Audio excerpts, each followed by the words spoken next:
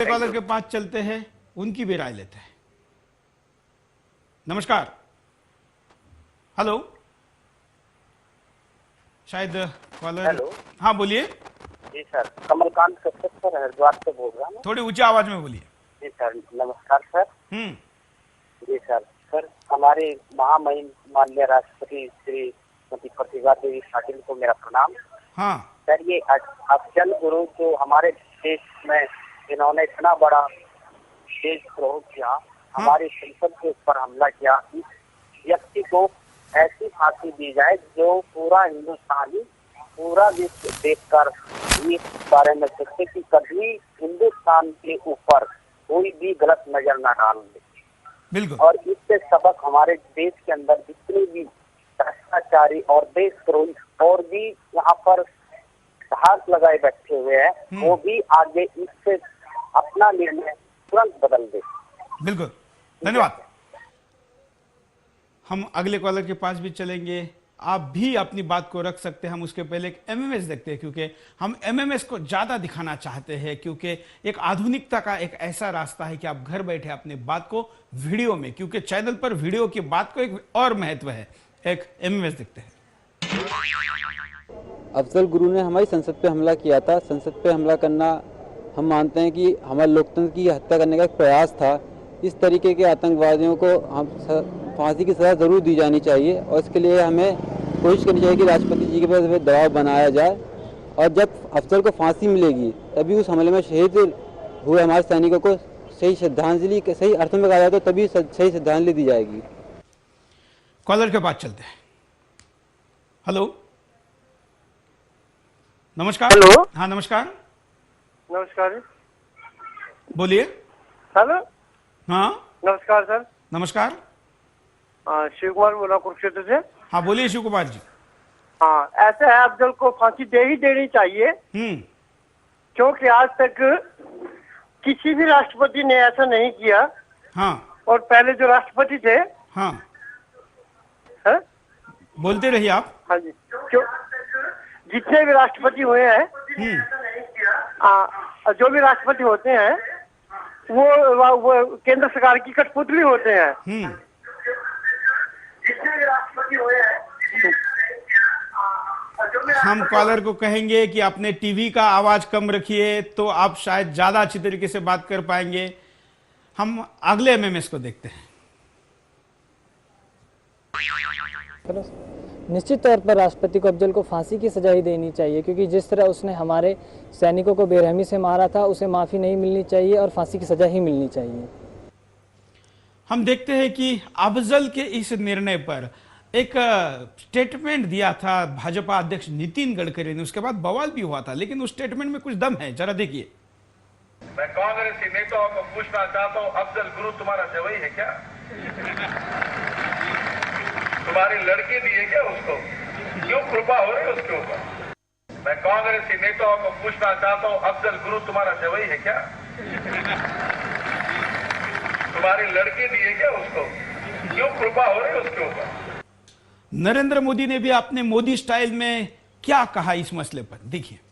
कसाब को पिछले 1 साल से संभाला जा रहा है, उसकी बड़ी मेहमान नवाजी हो रही है। अभी कोर्ट ने जजमेंट दिया और 4 दिन पहले भारत सरकार ने हिंदुस्तान भर में अलर्ट दिया कि कसाब को छुड़वाने के लिए शायद हिंदुस्तान में कोई विमान हाईजैक हो जाएगा, और इसलिए विमान तट पर सारी व्यवस्थाएं चौकन्नी कर दीजिए। अरे भाई, इसके बजाय उस काम को पहले पूरा करो जो न्यायपालिका ने आपको कहा है। हम अगले कॉलर के पास चलते हैं, उनकी बात सुनते हैं क्या। नमस्कार। हेलो। हाँ बोलिए। हाँ, मैं हरिद्वार से बात कर रहा हूँ, महाराष्ट्र से। बोलिए। राजू तावड़े बात कर रहा हूँ। हाँ हाँ, तो ये बात है कि ये जो कसाब जो है, जो ये अपना कसाब अफजल गुरु जो है। हाँ। अफजल गुरु, ये जो पंतप्रधान और ये जो 30 सितंबर जो है, इनके आप अपनी बात को सीधे कहिए, आप आवाज सुनने के मोह में मत रहिए। अच्छा ठीक है। हेलो, धन्यवाद। हम अगले कॉलर के पास चलते हैं। हम कॉलर को कहेंगे कि अगर आप इंस्ट्रक्शन को फॉलो नहीं कर पाएंगे तो शायद हम आपके कॉल से ज्यादा लंबी बात नहीं कर पाएंगे। मैं ये कहना चाहता हूँ हाँ, कि जब इस देश में भगत सिंह जैसे देशभक्त को फांसी हो सकती है तो अफजल गुरु जैसे देशद्रोही को क्यों नहीं? बिल्कुल बिल्कुल, आपने सही कहा, इसलिए मैंने शुरुआत ही इसी अपनी जेब बनने से पहले ही फुर्सत नहीं है तो वो अफजल गुरु को फांसी कैसे देंगे? बिल्कुल, धन्यवाद। हम यहाँ पर नजर डालते हैं और एक एमएमएस पर कि क्या कहता है एमएमएस। अफजल गुरु को जो फांसी की सजा दी गई है उसके लिए मैं पूर्णतः सहमत हूं और मैं हमारे देश की संसद में बैठे सभी नेताओं से अनुरोध करना चाहता हूं कि वो राष्ट्रपति से अनुरोध करें कि उसको अफजल को फांसी अवश्य दी जानी चाहिए। हम यहाँ पर उपाय पर नजर डालते हैं कि क्या उपाय होने चाहिए।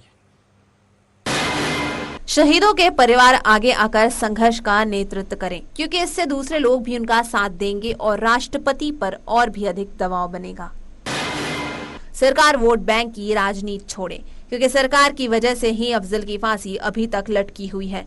अगर सरकार आगे आकर कहे कि अफजल को फांसी दी जाएगी तो राष्ट्रपति पर दबाव बढ़ेगा और वे कभी भी उसे माफी नहीं देगी। जनता आगे आकर राष्ट्रपति पर दबाव बनाए, क्योंकि जब तक जनता खुद आगे नहीं आएगी तब तक राष्ट्रपति पर दबाव नहीं बनेगा, क्योंकि आज राष्ट्रपति पर दबाव बनाना जरूरी हो गया है।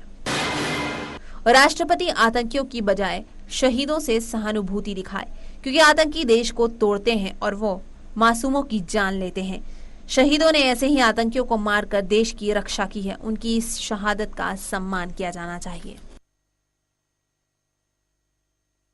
साथ और भी आप उपाय को जोड़ सकते हैं कि उपाय एमएमएस भी है। हम देखते हैं कि एमएमएस भेजने वाले हमारे दर्शक ने क्या कहा है।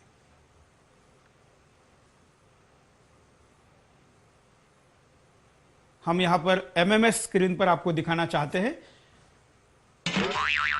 कांग्रेस के राजनीतिक हस्तक्षेप के चलते वैसे ही अफजल गुरु की फांसी में बहुत ज़्यादा देर हो चुकी है और अफजल गुरु की फांसी के लिए राष्ट्रपति पर दबाव बनाया जाना चाहिए, ये ठीक बात है। मैं चाहूँगा कि सभी राजनीतिक दल और सारे देश की जनता मिलकर राष्ट्रपति पर दबाव बनाए कि अफजल गुरु को जल्द से जल्द फांसी दी जाए। हम कॉलर से बात करते हैं, देखते हैं क्या उनकी राय है। नमस्कार। हेलो। हेलो। हाँ नमस्कार। नमस्कार जी, बोलिए। ये कसाब है तो इसके ऊपर कितना खर्चा हो रहा है? इनको फटाफट जो सब कुसाकों के पब्लिक के सामने है, इसमें लेने की क्या जरूरत है? क्या पब्लिक की राय की जरूरत है? इनको फटाफट फांसी तोड़ के पास से मारो। बिल्कुल, हम पब्लिक की राय नहीं ले रहे, हम ये नहीं पूछ रहे कि फांसी होनी चाहिए कि नहीं होनी चाहिए, हम कह रहे हैं कि फांसी के लिए दबाव बनाइए। इनको फांसी नहीं, इनको एक अंक काट के रोज आना, एक अंक काटना चाहिए इनको। बिल्कुल, धन्यवाद। धन्यवाद। हम अगले कॉलर के पास भी चलते हैं। अब कार्यक्रम के आखिरी समय में कुछ कॉलर को बोलने का मौका देते हैं।